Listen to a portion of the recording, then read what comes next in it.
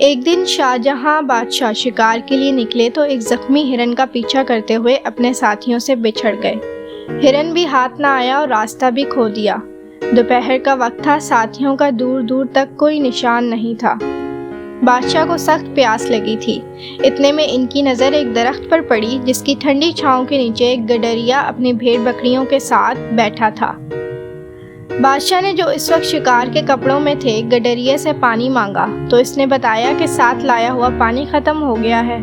اس نے فوراً ایک بکری کے دودھ سے برتن دھو کر دوسری بکری کا دودھ بادشاہ کو پینے کے لیے دیا۔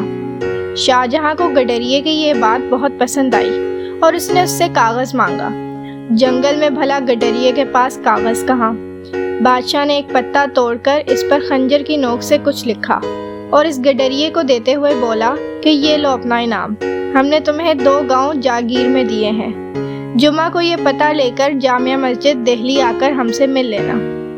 گڈریا خوش ہو کر گھر لوٹ چلا۔ اپنا کمبل زمین پر ڈال کر وہ پتا اس پر رکھ دیا اور بکریاں بند کرنے لگا۔ ایک بکری جو ادھر سے آئی تو اس نے پتا منہ میں اٹھا لیا اور گڈریے کے پہنچنے سے پہلے چٹ کر گئی۔ اس کا اسے بڑا دکھ ہوا اور وہ یہ کہتا ہوا جنگل میں چلا گیا کہ بکری 2 گاؤں کھا گئی۔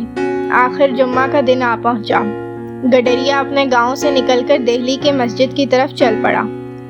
چلتے چلتے دوپہر ہو گئی۔ بکری 2 گاؤں کھا گئی کی رٹ لگاتے ہوئے وہ جامع مسجد میں داخل ہوا تو اس نے دیکھا کہ تمام نمازی ہاتھ اٹھائے دعا مانگ رہے ہیں۔ اس نے بادشاہ کو بھی دعا مانگتے دیکھا تو ایک دم چیخ پڑا کہ داتا چھپڑ پھاڑ کر دے گا تو لوں گا، اور یہی کہتے ہوئے واپس بھاگ نکلا۔ بادشاہ نے نماز کے بعد اسے بہت تلاش کیا لیکن وہ نہ ملا۔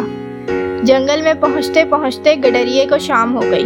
وہ وہیں ایک بڑے پرانے درخت پر چڑھ کر بیٹھ گیا۔ رات کو کچھ ڈاکو وہاں آئے اور گاؤں میں ڈاکہ ڈالنے کی منصوبہ بندی کرنے لگے۔ گڈریے نے ان کی ساری باتیں سنی اور ان کو ٹوکا اور بولا، چوری کرنا بری بات ہے، اور پھر وہ گاؤں کے لوگ تو بہت غریب ہیں، ان کے پاس کچھ نہیں ہے۔ اگر تم لوگوں کو واقعی پیسہ ہی چاہیے تو اس درخت کے نیچے کھودو۔ میں نے اپنے بڑوں سے سنا ہے کہ یہاں ایک بہت بڑا پرانا خزانہ دفن ہے۔ یہ کہہ کر وہ گڈریا گاؤں کی طرف داتا چھپڑ پھاڑ کر دے گا تو لوں گا کی رٹ لگاتا ہوا چلا گیا۔ ڈاکوؤں نے بڑی بحث کے بعد کھدائی شروع کی اور وہاں سچ مچ 2 بڑے برتن نکل آئے۔ ڈاکو بڑے خوش ہوئے، مگر جیسے ان لوگوں نے برتن کھولے تو اس میں سانپ اور بچھو بھرے ہوئے تھے۔ ڈاکوؤں کو یہ دیکھ کر بڑا غصہ آیا اور وہ برتن لے کر گاؤں کی طرف چل پڑے۔ ایک جھونپڑی سے گڈریے کی آواز آ رہی تھی۔ انہوں نے وہ دونوں برتن اس گڈریے کے آنگن میں الٹ دیے تاکہ سانپ اور بچھو اسے ڈس لیں، لیکن ان برتنوں سے اشرفیاں گرنے لگیں اور اس کے شور سے گاؤں کے لوگ جاگ گئے۔ ڈاکوؤں نے گاؤں والوں کو جاگتے دیکھ کر وہاں سے بھاگنا غنیمت جانا۔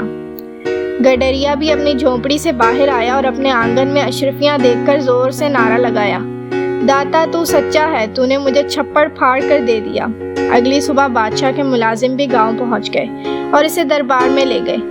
گڈریے نے بادشاہ کو سارا واقعہ سنایا اور یہ بھی بتایا کہ میں نے کیوں آپ سے انعام لیے بغیر واپس بھاگنا اچھا سمجھا، کیونکہ آپ بھی مسجد میں بیٹھ کر اس اللہ سے ہی مانگ رہے تھے جو سب کا اللہ ہے، تو میں نے سوچا کہ میں بھی کیوں نہ اسی اللہ سے مانگوں جس سے وقت کے بادشاہ مانگتے ہیں، اور آپ نے دیکھ لیا کہ اس نے مجھے میرا انعام دے دیا ہے۔ بادشاہ نے گڈریے کو عزت کے ساتھ اس کے گاؤں بھیج دیا۔